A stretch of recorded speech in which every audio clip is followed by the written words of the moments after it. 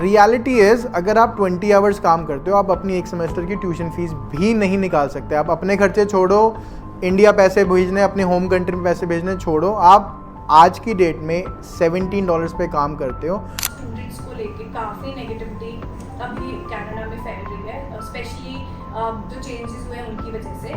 Government इस चीज़ को stabilise करना चाहती है। IRCC एंड सारी प्रोविंसेस मिलके स्टूडेंट्स पे इनटेक पे कैप लगाना चाहती है। इंडिया से अगर कोई बच्चा आ रहा है तो उसको एक काइंड ऑफ FD करवानी पड़ती थी, जिसको हम GIC बोलते हैं, guaranteed investment certificate.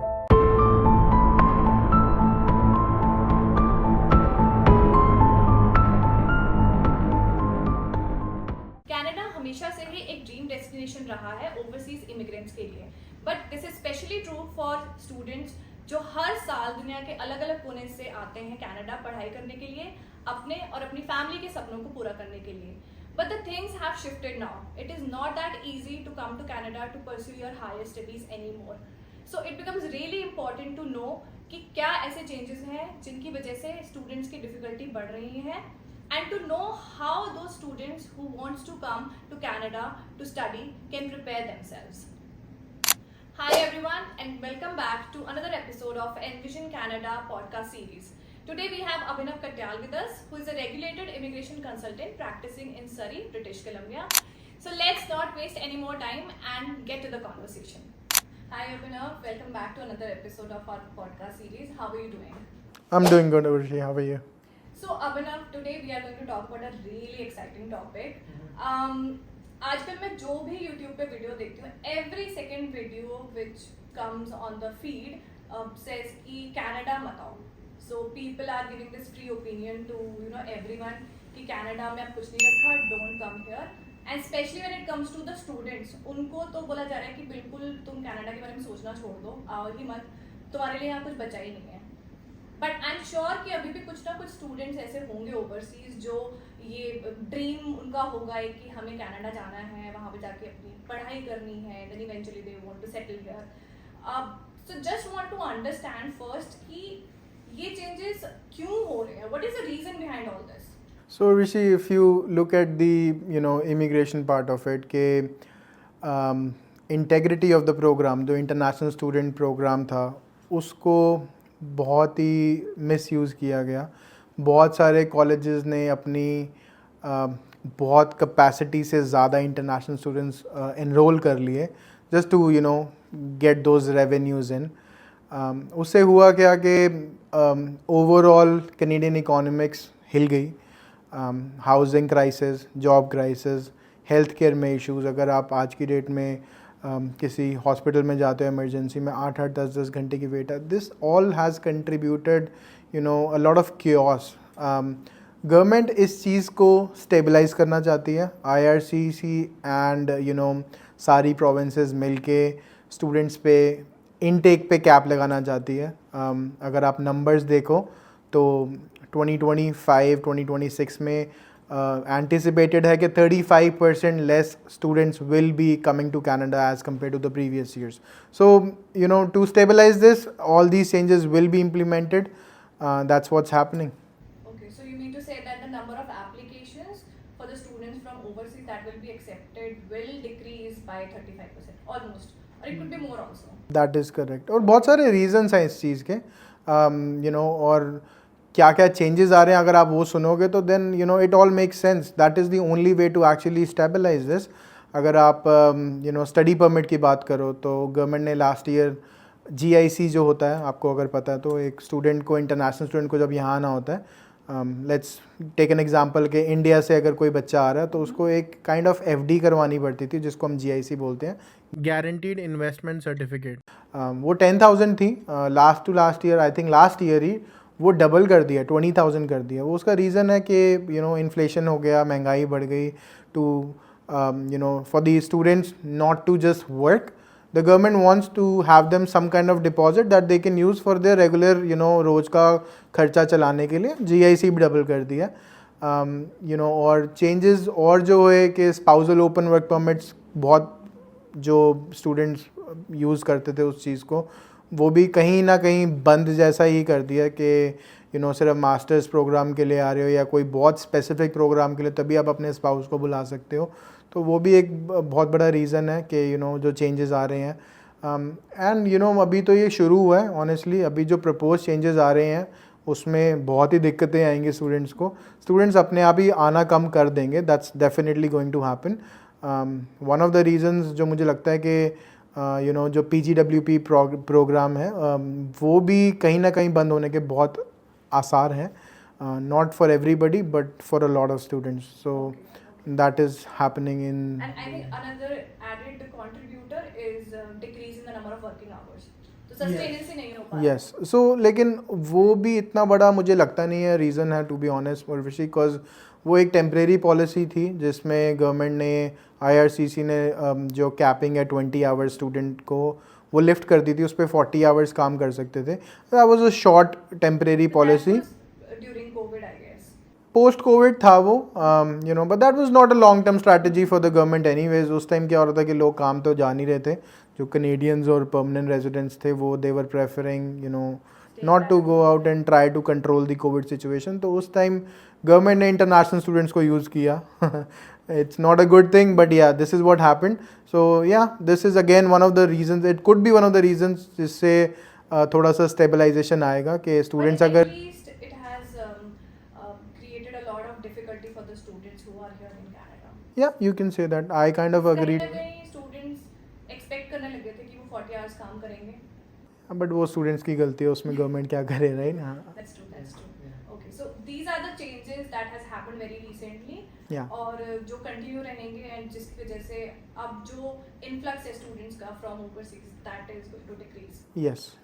Okay, so Abhinav, we know that students को लेके काफ़ी negativity अभी कनाडा में फैल रही है, स्पेशली जो चेंजेस हुए हैं उनकी वजह से। But I really want to discuss first कि क्या चैलेंजेस हैं जो किसी भी इंटरनेशनल स्टूडेंट्स को फेस करने पड़ते हैं when they enter into the Canada. So Rishi, challenges की बात करें तो देखो, चैलेंजेस जॉब्स के भी हैं, चैलेंजेस फाइनेंशियली भी हैं, इमोशनल फैक्टर्स भी बहुत सारे हैं जो जिसके बारे में कोई बात नहीं करता। सबसे बड़ी बात बिफोर वी एक्चुअली अंडरस्टैंड कि चैलेंजेस क्या हैं, कि हमें ये भी समझना है कि चैलेंजेस क्यों हैं। प्रॉब्लम इज़ कि जब आप इंडिया से शुरू करते हो अपना प्रोसेस स्टडी का, this is your first step, you go to somebody who has no clue how the infrastructure in Canada is, ghost consultants. उनको आप जब उनके पास जाते हो कि मेरे को कनाडा जाना है, आप अपनी कोई प्री प्लानिंग करके नहीं जाते हो। यू गो देयर, हाँ मेरे को वहाँ पहुँचा दो। Now what do you expect out of somebody like that ghost consultant जिसको ना तो वहाँ का पता है और ना ही उसको कोई फ़र्क पड़ रहा है कि आपका करियर में क्या होना है आगे। उसका सिर्फ इतना ही एक पूरे उसमें ये रहता है कि आप ऐसे कॉलेज में जाएं जहाँ पे उसको सबसे ज़्यादा कमीशन आए। So you need to understand, you will be treated not as a student, you will be treated as a product. ठीक है, जिस प्रोडक्ट को एक दुकानदार को बेच के सबसे ज़्यादा फ़ायदा होगा, वही चीज़ एक इंटरनेशनल स्टूडेंट को कॉलेज की तरफ से भेजी जाती है कि आप इस कॉलेज में चले जाओ, एक बिजनेस डिप्लोमा कर लो 2 साल का, आपको गारंटीड वीज़ा मिल जाएगा। गारंटीड वीज़ा भी चलो हो गया, सब कुछ हो गया, लेकिन व्हाट अबाउट द फ्यूचर? आप स्टूडेंट को कोई काउंसलिंग करते हैं कि ये प्रोग्राम करके भाई यहाँ पे तेरे को जॉब्स अच्छी मिलेंगी, तेरे स्किल लेवल इंक्रीज़ होंगे, तेरे को PR में शायद हेल्प हो। अब इट्स नॉट कि वो बताना नहीं चाहते, शायद उनको पता भी नहीं है, शायद नहीं उनको पता भी नहीं है, because they are working in a place where it's very hard for them to understand the ecosystem in Canada, the infrastructure in Canada, the job market in Canada, the economics in Canada. So this is the bigger problem rather than हम इस topic पे बात करें कि challenges क्या हैं, challenges क्यों हैं, that is a bigger question. challenges क्या चल रहे हैं अगर आप किसी भी international students की आज की डेट में बात करें, सबसे बड़ा challenge क्या है? सबसे बड़ा challenge है उनको jobs नहीं मिल रही हैं, job losses, job पहले क्या था कि ये हम सबको पता है कि इंटरनेशनल स्टूडेंट कभी भी, नॉट एवरीबडी बट 20 आवर्स काम नहीं कर रहे थे। वो 20 आवर्स अपने सिन पे काम करते थे and under the table cash पे भी दूसरी जॉब्स करते थे। This is a real fact and I am saying this on camera because the government also knows this. ठीक है, वो हो गया बंद बिकॉज इन्फ्लेशन चल रही है, एक थोड़ा सा इकोनॉमी भी अभी हिली हुई है, सारी इंडस्ट्रीज हिली हुई हैं, जॉब्स हैं भी नहीं है मार्केट में। Now again coming back to their initial stages when they were planning, वहाँ का जो कंसल्टेंट है ना वो आपको ऐसे माइंड वॉश करके भेजते हैं कि आप वहाँ जाओ, आपके डॉलर तो सड़क पे पड़े हैं, आप उठाओगे और अब बस आप घर भी भेजोगे, आप अपनी ट्यूशन फीस भी निकाल लोगे, आप अपने खर्चे भी निकाल लोगे, सब कुछ कर लोगे। रियलिटी इज अगर आप 20 आवर्स काम करते हो, आप अपनी एक सेमेस्टर की ट्यूशन फीस भी नहीं निकाल सकते। आप अपने खर्चे छोड़ो, इंडिया पैसे भेजने, अपने होम कंट्री में पैसे भेजने छोड़ो, आप आज की डेट में $17 पे काम करते हो। ग्रोसरीज, अपनी यूटिलिटीज़, अपना रेंट मुश्किल से निकालोगे, आपको अंडर द टेबल काम करना पड़ेगा या घर से पैसे मंगाने पड़ेंगे आपको अपनी ट्यूशन फीस भरने के लिए भी। So this is a bigger challenge right now. Plus एक इमोशनल फैक्टर जो कोई बात नहीं करता, जैसे मैंने पहले भी बताया, आप एक 12th का बच्चा यहाँ भेज देते हो जिसने बहुत कम एक्सपोजर लिया हुआ है लाइफ का, ये मेजॉरिटी ऑफ स्टूडेंट्स की बात कर रहे हैं, not a very small part. 12th class के बच्चे को आप ऐसी जगह भेजते हो जहाँ पे ना फैमिली सपोर्ट है, ना तो अभी इकोनॉमी के ऐसे हालात हैं कि कोई बात नहीं, काम भी मिल रहा है, सब कुछ मिल रहा है। So you need to understand कि उनके पास कोई फिजिकल तो छोड़ो, मेंटल सपोर्ट नाम की कोई चीज़ भी नहीं है। So that is again one problem that I see that international students are facing, that one of the biggest challenges. ना तो उनको काउंसलिंग के लिए कोई बैठा हुआ है, इंडिया में पेरेंट्स बैठे हैं, उनको पता भी नहीं है कि काउंसलिंग करें तो करें क्या। ना ही स्टूडेंट्स के पास टाइम है, because they are so busy just to make the ends meet कि वो किसी प्रोफेशनल के पास जाएं, कुछ हेल्प लें। So you understand where all this is connecting, right? So this is where the dots needs to be connected. Students need to pre-plan properly before they come to Canada. And I think this is even more true for those people जो India, if we talk about India only, जो थोड़े rural area से आते हैं, वहाँ से जो students आते हैं यहाँ पे, they already have an added baggage कि they have to support their family also, because the family is spending so much of money to send them to Canada. फिर यहाँ पे आके reality hit करती है and then they blank out कि promises तो fulfill हुए नहीं हैं. Yes, and this is again, I don't feel comfortable talking about it, but I know for a fact, if we talk about the Punjab region, you know, I have seen cases जहाँ पे लड़कों के IELTS में band नहीं आ रहे हैं तो उनकी शादियाँ करवा देते हैं उन लड़कियों से जिनके बैंड्स आए हुए हैं। एंड मैंने तो इतना देखा कि पंजाब के कई मैट्रीमोनियल्स में उनके IELTS के स्कोर लिखे होते हैं। So you know, when you send a kid, let's say एक लड़की को आप भेज रहे हो with all that's going and an additional burden of their in-laws now, look at their age, they're 18, 19, 20 years old. Do you think this is the right thing to do? Or do you think they have the, you know, brains to actually work with this, you know, added burden? Not at all.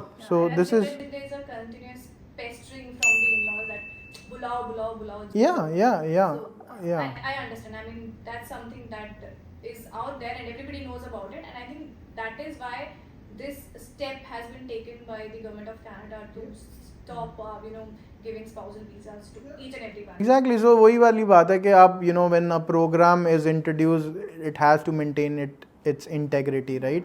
End of the day, अगर आप spousal open work permit applications को सिर्फ इसलिए use कर रहे हो कि आपको कनाडा आना है, that was not the intent of the program, you know. And I think it brings me to a very interesting point कि अभी तक study permit, nobody had the intention of coming to Canada and study. It was just a way of getting inside Canada, like the easiest way possible. उसका reason ये है कि अगर आप, you know, if you look at the history, Australia में क्या हुआ, students open हुए, PRs मिलती थी, you know, a lot of students went there, they had to shut it down because there is a quota for everything. New Zealand में वो हुआ, UK में वो हुआ, चलो US में अभी भी, you know, it's still the same. अगर एक स्टूडेंट US जाता है तो उसको पता है कि मेरे को पढ़ना है, पढ़ने के बाद वापस आना है, या फिर I have, you know, very focused mentality कि हाँ मेरे को पढ़ाई के बाद ये करना है। वेयरएज जो स्टूडेंट कनाडा आ रहा था ना, पढ़ाई was not a thing, that was just a pathway to come to Canada. Intent was always to get a permanent residency, तो फोकस वहीं रहा। इसमें मुझे लगता है सिर्फ स्टूडेंट्स की गलती नहीं है, it's not, you know, not to forget कि इसमें कैनेडियन कॉलेजेस यूनिवर्सिटीज़ की भी प्रॉब्लम्स हैं, उनकी भी गलतियां हैं। इंडिया में जो कंसल्टेंट्स बैठे हैं वो एक बहुत बड़ा गेम प्लेयर है इस चीज़ को, इस पूरी इंडस्ट्री को ख़राब करने में। जो मेरे को लगता है पर्सनल रीज़न वो ये भी है, and you know lack of knowledge because of lack of exposure, ठीक है। So that's all collectively has put us here. This is why we are having all these issues. So talking about the ghost consultants who are sitting in India and just sending students की जाओ मतलब airport तक छोड़ के आते हैं, Yeah. honestly. तो do they charge these students a very hefty amount? मैंने एक स्टूडेंट से मिला, अभी मैं लास्ट वीक ही मिला. He came to some college, I'm not gonna name the college. वो कॉलेज का मुझे जो पता background when I looked into it, वो कोई बहुत ही बड़ा कंसल्टेंट इंडिया में जिसके पास लाइसेंस नहीं है, वो कॉलेज उसका है. एंड यस एंड मुझे बाद में जब when I got into it, I tracked it down कि ऐसे बहुत सारे कंसल्टेंट्स जिनके प्राइवेट कॉलेजेस टोरंटो में भी हैं, बीसी में भी हैं. इट्स नेक्स्ट लेवल जो मुझे एक समझ आया कि वो इन स्टूडेंट से कुछ भी अपफ्रंट चार्ज नहीं करते हैं. They don't charge a single penny. They pay for your tuition fees, they pay for your GIC, they pay for your air tickets also. जिस दिन आपका पासपोर्ट लगवाएंगे तो वो जितना उनका खर्चा होता है उस पर 100% और प्रॉफिट्स लगा लेंगे. अगर आपका 20 लाख का खर्चा था, ये आपको कहेंगे 40 लाख लगेंगे, शुरू में कुछ भी नहीं देना. सो ये चल रहा था. So do you think the integrity of the programme will stay? It's a scam. It is a scam. It is, yeah.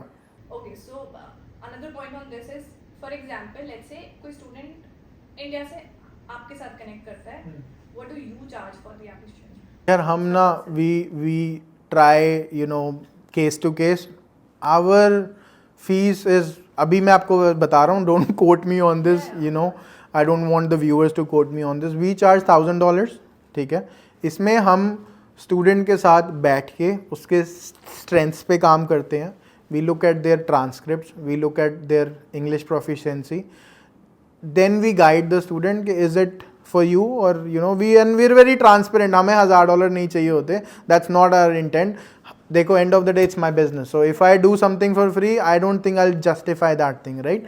So yeah तो शायद नहीं पता कुछ. एक और प्रॉब्लम भी है, इट्स नॉट कि उनको हमें पता नहीं है, उनको ये दिमाग में आता है. It's a time consuming process to actually do a counselling and aligning those counselling with a future career focus जो उनका होना चाहिए, प्लस उनकी परमानेंट रेजिडेंसी भी ध्यान रखते हुए. This is how we do it. We don't just send students to Canada without any कोई फ्यूचर नहीं पता, कोई PR का रास्ता नहीं पता, कोई कुछ नहीं पता. हम जो $1,000 लेते हैं उसमें हम स्ट्रेंथ्स पे भी काम कर रहे हैं, हम उसके साथ टाइम स्पेंड कर रहे हैं कॉलेजेस फाइंड करने में, हम उसके साथ टाइम स्पेंड कर रहे हैं कि इस प्रोविंस में जाने का फ़ायदा है, इस प्रोविंस में जाने का फ़ायदा है, इधर PR ईजी है, इधर PR के प्रॉस्पेक्ट ज़्यादा हैं. So we spend time on the student. Unlike एक गोस्ट कंसल्टेंट जिसको सिर्फ आपको एक प्रोडक्ट की तरह ट्रीट करना है, वो हमसे नहीं हो सकता. If you think about our fees $1,000, think about it like this. Don't think एक $1,000 आप पे कर रहे हो, आप $20,000 की GIC पे कर रहे हो, आप ऑलमोस्ट $20,000 एक साल की ट्यूशन फीस पे कर रहे हो. आप 2 साल के प्रोग्राम के लिए आओगे, $40,000 आप फीस पे, आपको $1,000 अगर आप वो चुभ रहे हैं ना, so there is a problem here in your thought process. $1,000 आप खर्च रहे हो to get the right advice which will make your transition not smooth कभी भी नहीं होती है, but easier I would say. Do you think आपने 2 साल रहना है यहाँ पे, 5 साल रहना है? Your intent is to stay for a longer period, right? तो वो $1,000 अगर आप देखो तो आपकी कुछ भी कॉस्ट नहीं है. So it's not कि we cannot do it for free. We just don't think we will justify the students if we don't charge anything. So let me summarize it. So on one hand, आप किसी ghost consultant के पास जा रहे हो जो एक दुकान खोल के बैठा हुआ है इंडिया में, and that person is kind of enticing you कि हम तो फ्री में कर रहे हैं, बट एट द एंड जब आप उनके पास आपका पासपोर्ट चला जाता है, that time they ask you for this huge amount of money, 30 lakhs 40 lakhs maybe more, I don't know, and then you enter Canada and तब आपको पता चलता है कि nothing is going right. And on the other hand, if you get your work done from somebody who's here, who's a regulated counselor or a regulated immigration consultant, you only pay about $1,000 or maybe $1,500, and but at least it make sure कि आपको सही advice मिल रही है और आपको वो सारे challenges यहाँ आने के बाद फेस ना करने पड़े जो एक्चुअली अब स्टूडेंट्स कर रहे हैं. या सो एक चीज़ और मैं आपको बताना चाहता हूँ जो मैंने देखा कि कंसल्टेंट्स जो इंडिया में बैठे हैं, I don't call them consultants, first of all agents बैठे हैं जो, तो कई बार वो क्या करते हैं just to maximise their profits, वो आपको एक प्राइवेट कॉलेज में भेज देंगे जहाँ पे आपको फीस आपने 1 साल की दी. From India they will tell the student आप 1 सेमेस्टर लगाओ फिर आपको कहीं और मूव कर देंगे, ठीक है. But when you look at there refund policy of that college, even if you find another college inside Canada after spending 1 semester, आपको पूरे साल की फीस पे करनी है. नाउ आप यहाँ बैठ के आप पहले ही लड़ाई लड़ रहे हो हर चीज़ की, plus on the top of it आप कंसल्टेंट से इंडिया में बात करो या मेरा कॉलेज चेंज करा, मेरी फीस करा. You need to understand if you need an offer letter from another college, you need to pay them as well. Refund is not like आपने आज कॉलेज को बोला रिफंड कर दो, रिफंड हो गया. रिफंड नहीं होता, रिफंड टेक्स टाइम. सो ये सब चीज़ें जो है ना, this is not something which is ethically, या and these consultants have figured out a way to maximize their profits, making sure the student is not able to cope up with this thing. क्योंकि आप इतना stress, इतना burden एक student पे डाल रहे हो. पेरेंट्स भी अगर आप देखो हमारे मेजॉरिटी की बात कर रहा हूँ मैं, पंजाब रीजन से बहुत बच्चा आता है जिनके पेरेंट्स फार्मिंग बैकग्राउंड से, इतने पढ़े लिखे नहीं होते. Do you think they can handle all this? No. Who's going to handle? The student inside Canada. But do you think the inside student जो है उसके पास इतने resources, इतने टाइम है कि ये जंग लड़े अलग से कि कॉलेज चेंज करेंगे, ये करेंगे, रिफंड कराएंगे? सब कुछ नहीं होता. So in the end, it's always a good way to have somebody connect with somebody who is a consultant, who has a license from a regulatory body, who you think will give you the right advice. $1000 मत देखें, वो आपको long run में बहुत फ़ायदा कराएगा. I think it's like an investment. It is, obviously, it's like an insurance, I would call it. Not even an investment, it's an insurance. अब अगर if it's too good to be true, it is a scam, especially in our industry. I know, and especially right now तो situation ऐसी है कि ना तो students वापस India जा सकते हैं और ना यहाँ पर रह सकते हैं. Exactly, ये दलदल है, इधर से कोई नहीं निकल सकता. Yeah. Okay, so I think Abhinav, we've discussed enough about the challenges जो students यहाँ पे face कर रहे हैं. थोड़ा negativity है. Now let's talk about the positive points. आप मुझे clearly बताओ कि आपके according किस student को कनाडा आना चाहिए और किसको बिल्कुल नहीं आना चाहिए. ये ना बहुत बड़ा क्वेश्चन है, किसको आना चाहिए किसको नहीं. It is case to case, again profile to profile. मैं आपको पहले ना बताता हूँ कि किसको नहीं आना चाहिए. This is a very clear cut answer. अगर आपके पास एक क्लियर इंटेंट नहीं है, क्लैरिटी नहीं है आपको क्या करना है, बिल्कुल मत आओ. It's not, Canada is not for you, simple as that. You need to be having a very good strategy. आज की डेट में अगर आपका इंटेंट PR का है, ठीक है. ऑल्सो अगर आप 12th के बाद आने की कोशिश कर रहे हो, आपने अभी fresh of the board 12th ख़त्म करी है and you are just incline towards coming to Canada, बिना प्लान के अगर आओगे, बिना काउंसलिंग के अगर आओगे, you are planning to fail in Canada. Simple as that. This is very blunt but I am telling you. अगर आपका कंसल्टेंट आपको कह रहा है कि आप किसी प्राइवेट कॉलेज में चले जाओ, 2 साल का बहुत ही फेमस बिजनेस डिप्लोमा कर लो, आपकी लाइफ सेट हो जाएगी, आप ऐसी दलदल में फंसना की कोशिश कर रहे हो जिससे आप सच्ची में नहीं निकल पाओगे. ना आप मेंटली सेटिस्फाइड रहोगे, फाइनेंशियली भी आपको कुछ नहीं होगा, कोई स्किल नहीं है आपको. आप एक वो 2 साल का डिप्लोमा लेके आपको क्या लग रहा है आप क्या क्या अचीव कर लोगे. And again this is for majority of the student, not for everybody. 12th grade के बाद अगर आप आ रहे हो, do your due diligence, talk to career counselors, and you can online find career counselors in Canada also which speak your language. The problem with people in India, ना वो career counseling करेंगे, ना वो आपको ये दिखाएंगे आपका इंटेंट अगर PR का है, they are not equipped with the resources or the knowledge to guide you इस प्रोग्राम से आपकी PR कैसे होनी है. So hire somebody professionally inside Canada. Talk to us if you want. We can guide you professionally in terms of your immigration pathway and your career counseling also. Do not come without a plan. अगर आपका score कम है 12th में, आपकी English proficiency कम है, it's recommended कि आप एक साल वेट करें वहाँ पे. ड्यूरिंग दैट 1 ईयर अपनी इंग्लिश प्रोफिशिएंसी पे काम करें. एक साल अपना कुछ काम करें, आप कुछ भी स्किल लेवल का काम सीखें या काम करें. आपको उसका फ़ायदा लॉन्ग टर्म में पीआर में भी होगा, और ड्यूरिंग द पीआर आप जब टेम्परेरी रेजिडेंस है तब भी आपको, अगर आपके पास कोई हुनर है, कोई स्किल है, आपको जॉब्स मिलने में भी आसानी होगी. What kind of skills are we talking about here? The skill will depend, अगर आप let's say you're good at social media marketing, do that professionally. उस चीज़ को सीखो बिफोर कमिंग. एक साल लेट होने से कुछ नहीं हो जाएगा अगर आप एक साल लेट आओगे. आइल्स में आपका 6 बैंड आ रहे हैं. वाई डू यू थिंक आज की डेट में पीआर नहीं हो रही है? क्योंकि English proficiency is one of the biggest points that you can gain in your express entry. तो अगर आपके पास टाइम है, देखो यहाँ पे रह के आइल्स करना, फ्रेंच करना, it's a lot of burden that the students are already going through. यहाँ सब कर अपस्केल करना इन चीज़ों को काफ़ी टफ हो जाता है. Do it in your time when you have that, जब आपका स्टडी ख़त्म हुआ 12th का, till the time you actually reaching Canada, give some time, upskill your self, proficiency English की अपनी बढ़ाओ. फ्रेंच भी सीखनी है, फ्रेंच भी सीखो. अगर आपको लगता है कोई टेक्निकल स्किल आपको सीखना है, आप you can do some skills which are career focused kind of skills.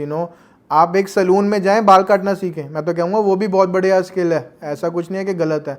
आपको गर्ल्स जो यहाँ पे काम ढूंढती हैं, उनको अगर नेल्स का काम करना आता है, आपको ब्यूटिशियन का कुछ कोर्स करना है, do all these are skillful things that will help you with the transition. मैं ये नहीं कहता कि आप ये वाले स्किल से आप अपनी लाइफ बना लोगे, बट अपनी लाइफ ईजी ज़रूर कर लोगे जब तक आप स्टूडेंट लाइफ में हो. ठीक है, because you have a job that page you well, you will have a smoother transition than somebody who has no skill, no plan. वो लटकता ही रहेगा. Don't take me wrong, एक टिम हॉर्टन्स पे minimum wage पे काम करके आप अपनी लाइफ सेट नहीं कर पाओगे, और इतना कंपटीशन है उस चीज़ में. आज की डेट में टिम हॉर्टन्स पे भी काम नहीं मिलता है. अभी आप अगर आप बाहर जाते हो, आप देखते हो Tim Hortons, Subway, McDonald's, everywhere international student is working. Do you think it's not competitive? Whereas किसी जगह पे जहाँ पे स्किल की रिक्वायरमेंट है, अभी आप कंस्ट्रक्शन इंडस्ट्री में, ट्रेड्स में चले जाओ, प्लम्बर, आपको अगर प्लम्बिंग का काम पता है, आपको कारपेंट्री का काम पता है, आपको इतनी जल्दी जॉब्स मिलती है आप सोच भी नहीं सकते हो. And these are not minimum wage jobs. आपको 22, 23, $24 पे शुरू हो जाता है, इवन आप एज अ हेल्पर काम कर रहे हो. Again you have to upskill your self. Don't come blank without a plan. मैं बस यही इसको यहाँ पे रैप अप करना चाहता हूँ. Basically, skill-based requirement है. Exactly. Plus, also there's a need to change the mindset that especially those who are sitting in India with their families, कि भाई सिर्फ डॉक्टर, इंजीनियर या बिजनेस की पढ़ाई करने से कुछ Don't होगा. get me started You on also need to have a skill if you want to survive in a country like Canada. अगर आप इस चीज़ को वैसे समझना चाहते हैं तो because we work with a lot of employers, हम उनके फाइनेंशियल्स भी देखते हैं. Carpenter company owner will be making anywhere from $500,000 to 2 to 3 million, 4 million a year. आप उस चीज़ को ये मत देखें कि ये एक डिसरिस्पेक्टेड एरिया था इंडिया में, तो यहाँ पे भी ऐसा कुछ नहीं है. Trades people make a lot of money. Again it all boils down to skills. आपके स्किल्स हैं, आपको जॉब भी मिलेगी, आपकी लाइफ भी ईजी रहेगी, आपको पीआर में भी हेल्प होएगी. आपके पास स्किल्स नहीं है, you will be lost. And this is the worst time to come to Canada if you are not planning it properly. If you don't have a plan, please मत आओ. आप अपना टाइम ख़राब करोगे, अपने माँ बाप के पैसे ख़राब करोगे, इतने स्ट्रेस में चल जाओगे, डिप्रेशन में चल जाओगे. इससे बेटर है आप इंडिया अपने पेरेंट्स के साथ रहो, उनकी हेल्प करो, उनके काम में ध्यान दो, rather than coming here. It's Canada is not for you. Point noted. I'm sure कि ये जो हमारे व्यूअर्स हैं वो भी इस चीज़ के बारे में एटलीस्ट सोचेंगे ज़रूर. एंड स्पेशली जो ऑडियंस इंडिया में बैठी है और प्लान कर रही है कनाडा आने का.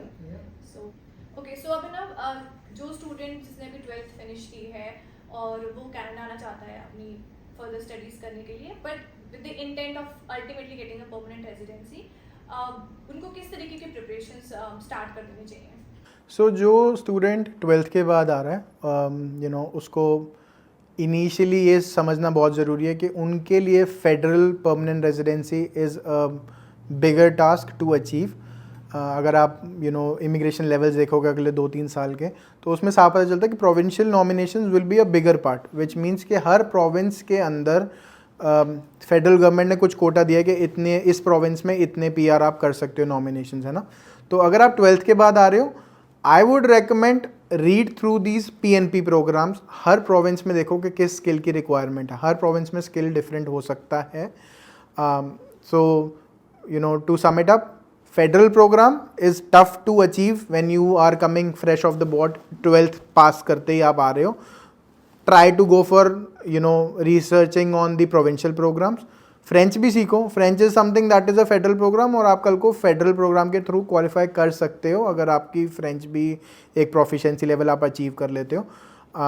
सो थोड़ा सा जो again the program that they choose, they have to spend a lot of time to actually see what their interests are, how that program will help them with PR। ये बहुत ज़रूरी स्टेप है जो इनिशियल स्टेज पे अगर किया जाएगा तो लॉन्ग रन में बहुत फ़ायदा है। This is one of the part that I would say कि प्रेपरेशन करके हैं अब ये वाली। Again things will move on. हो सकता है कि आपकी प्रेपरेशन जो आप कर रहे हो वो शायद यहाँ के बाद में कुछ चेंजेस आ जाएं प्रोग्राम में, बट आई स्टिल रेकमेंड कि without a plan you will never win, but having a plan you always have a upper hand and you will have chances to get to your intent, which is PR। Okay, so it's right to say कि जब आप अपना programme choose करें, so make sure that it matches with the occupation ultimately जहाँ पे आप जाना चाह रहे हो। इसको मैं थोड़ा सा और रिफाइन करता हूँ। So what I meant to say is कि जो भी आप प्रोग्राम कर रहे हैं, जिस प्रोविंस में जा रहे हैं, तो आप उस प्रोविंस की जॉब मार्केट के साथ अलाइंड करके अपना प्रोग्राम रखें, बिकॉज उन्हीं सेक्टर्स में पीआर इजी होगी जिसमें गवर्नमेंट को ज़रूरत होगी उन लोगों के स्किल्स वाले लोग, मतलब कि सो अगर आप जैसे बीसी में देखें तो tech is huge and it's growing as well. So आप अगर बीसी में आते हैं तो आप अगर आप नॉर्दर्न बीसी, लेट्स से अगर आप किसी थोड़े से रूरल एरिया में जा रहे हो और आप अगर आईटी वाले प्रोग्राम में जाते हो, वहाँ पे परमानेंट रेजिडेंसी बहुत इजी है, आप टेक पायलट में क्वालिफाई कर सकते हो। ओंटारियो में अगर आप देखो तो कंस्ट्रक्शन वालों को बहुत ही बेनिफिट दिया जाता है। अगर आप छोटे रूरल एरियाज़ में जाओ, RNIP प्रोग्राम है, अटलांटिक प्रोग्राम है, आप उनको रिसर्च करो। Atlantic program is actually a very good thing for international students, because ये 4 प्रोविंसेस हैं अटलांटिक रीजन के, जिसमें कई जगह पे ऐसा है कि अगर आप अपना कोर्स कंप्लीट करते हो, कंप्लीट करते ही अगर आपको कोई भी जॉब मिल रही है, you work there 6 months, you are eligible for permanent residency. So again it's all about planning. You should know कि आपका इंटरेस्ट किस में है, आप किस प्रोग्राम में जा रहे हैं, किस प्रोविंस में जा रहे हैं, उस प्रोविंस की जो जॉब मार्केट है वो आपके प्रोग्राम के साथ कहीं अलाइंड है, क्या ये ऑक्यूपेशन इन डिमांड कैटेगरी में फॉल करता है। That's the basic planning। So 80% planning, 20% implementation। That's correct। Implementation अपने आप हो जाएगी यहाँ पे। You just need to take the step, you will reach the destination as long as you have a clear plan। Okay, so अब ना बहुत सारे स्टूडेंट्स ऐसे भी होते हैं जो अपनी बैचलर्स कंप्लीट करके या मास्टर्स कंप्लीट करके कनाडा आते हैं to further pursue their studies। उनके लिए आपकी क्या recommendations हैं? सो आप कोई भी लेवल पे हो, आप 12th करके आ रहे हो, बैचलर्स करके आ रहे हो, मास्टर्स करने आ रहे हो, मास्टर्स करी हुई है, PhD करने आ रहे हो, planning is very important no matter what your level is, that's one thing. Bachelors और मास्टर्स वालों के साथ एक अच्छी चीज़ ये है कि उनका CRS स्कोर हाई होता है, तो अगर आपका इंटेंट PR का है, so proficiency of your English language और फ्रेंच लैंग्वेज आने से पहले आप ख़त्म करके आओ अपनी, try to achieve the maximum you can. Again provincial programs भी हैं, बट जिसके पास ऑलरेडी मास्टर्स है, PhD करने आ रहा है, या जिसके पास बैचलर्स है वो मास्टर्स करने आ रहा है, they can look into federal programs also. आज की डेट में if you are a bachelor degree holder or a master's degree holder and you're going to a rural area to study, keep in mind सिर्फ वो 2 साल, 1-1.5 साल, 2 साल जितना भी आपका प्रोग्राम है, अगर आप वो रूरल एरिया में निकालोगे, you are already ahead of a lot of people in terms of getting permanent residency, because आप रूरल एरिया में बैठे हुए हो, आपका CRS हाई है, रूरल प्रोग्राम्स भी हैं, प्रोविंशियल प्रोग्राम्स भी हैं, then you are qualifying for a federal program PR के लिए भी, you have a very good chance अगर आप इस सिचुएशन में हो। प्री प्लानिंग अगेन, IELTS ख़त्म करो, अपनी 8777 लेने की कोशिश करो, फ्रेंच भी सीखो, बेसिक फ्रेंच सीखो, यहाँ पे आके अपग्रेड करो, क्योंकि यहाँ पे आके again as I told you, दोबारा से सब कुछ करना it's tough with everything else that's happening, so pre planning is something that I would recommend for everybody. And this category of student can also have some work experience which will help them. Sorry मैं ये बात बोलना भूल गया, लेकिन या आप bachelors या मास्टर्स के बाद आ रहे हो, या बैचलर्स के ख़त्म कर रहे हो, मास्टर्स कर रहे हो, मास्टर्स के बाद PhD कर रहे हो, make sure you have some overseas experience. वो 1 साल का एक्सपीरियंस अगर आप इंडिया में गेन कर लेते हो, अपनी होम कंट्री में कहीं पे भी गेन कर लेते हो, एज लॉन्ग एज वो स्किल्ड काम था, it will give you a lot of extra points in the express entry. And on the top of it, देखो Canadian job market is a skilled kind of labor market, not education based labor market. तो अगर आपके पास India में किसी चीज़ का 1 साल का skill था, कोई एक्सपीरियंस था, आपको जॉब मिलने में भी आसानी होगी. So it helps a lot in terms of PR, in terms of finding a job, and this is one recommendation. That's something I would definitely recommend to everybody. So for every student, the baseline is planning. Planning, yes. Yeah. Got it. So if you're enjoying this podcast series, then make sure that you like our videos and do subscribe to our channel if you're not already doing it. And you can always comment and ask us any questions related to Canadian immigration. We will surely respond back to you. Okay, Abhinav, so this brings us to the end of our podcast. But before we end the podcast, I have one last question for you. So for the students who are planning to come to Canada in near future, उनके लिए आप एक क्या last उनको सलाह देना चाहोगे? एक सलाह नहीं, मैं तो बहुत सारी सलाह देना चाहता हूँ. To wrap it up Urvashi, to be honest, मुझे लगता है कि planning is obviously we have talked about it. जब आप यहाँ पे आ जाते हो, ठीक है, सो सबसे पहले इस कंट्री में ना लोन लेना बहुत आसान हो जाता है. आप गाड़ी ले लो, अपने ओवरहेड्स मत बढ़ाओ, settle down, don't get a Mustang, you don't need it. और ये जो है ना हमारी एक थोड़ी सी हमारी कम्युनिटी में प्रॉब्लम है, मंकी सी मंकी डू वाली, कि उसके पास मस्टैंग है तो मेरे को मस्टैंग से ऊपर ही लेनी है. Don't do that. This is something that a lot of students that I see today are doing it. अगर आप इंडिया से वो देख के आ रहे हो ना कि real life versus real life will struck you so bad that you will go in depression. ठीक है, ओवरहेड्स कम रखो, किसी के देखा देखी में अपने खर्चे मत पाल लो. Focus on upscaling your skill levels. This is what I would recommend. बाकी यहाँ आओ, clear intent के साथ आओ, मेहनत करो. Canada is not for everybody. Doors आज भी खुले हैं, PR आज भी हो सकती है. It's a very nice place. I have never seen anybody who is willingly wanting to go back to their home country, because ये environment आपको वहाँ नहीं मिलता. ठीक है, आपको भी पता है कि 10 साल में इतने चेंजेस नहीं हुए कनेडियन इमिग्रेशन में. सिमिलर लेवल पे इमिग्रेशन चल रही थी. Last post Covid I would say changes आए. चेंजेस बेटरमेंट के लिए आ रहे हैं, ओवरऑल बेटरमेंट के लिए, प्रोग्राम इंटेग्रिटी मेंटेन करने के लिए. This will benefit everybody. It's not के स्टूडेंट्स आने बंद हो जाएं. स्टूडेंट्स आएँ, प्लानिंग करके आएँ, सब कुछ चल जाएगा आपका. क्लियर इंटेंट लेके आए. Exactly. So I think we talked about everything that could have been talked about. Yeah. So thank you, Abhinav, for such a great conversation today, and I look forward for having much more of these conversations in future. Thank you Shivi for having me here. It's always good to be on this podcast. बहुत सारे comments भी आ रहे हैं, लोग हमें phone करके पूछ भी रहे हैं. So I just wanted to remind everybody that we do free consultations. अगर आपको कोई भी question है related to immigration, especially if you're planning to coming to Canada for study permit, contact us. We won't charge you anything initially. Obviously हम भी चाहेंगे कि आप हमारे पे trust करें, and then we get hired for providing our services. That's about it. Thank you again for having me here. Thank you everyone for being with us throughout this video. I hope you really enjoyed it. Make sure that you subscribe to our channel for more such videos in the future. है।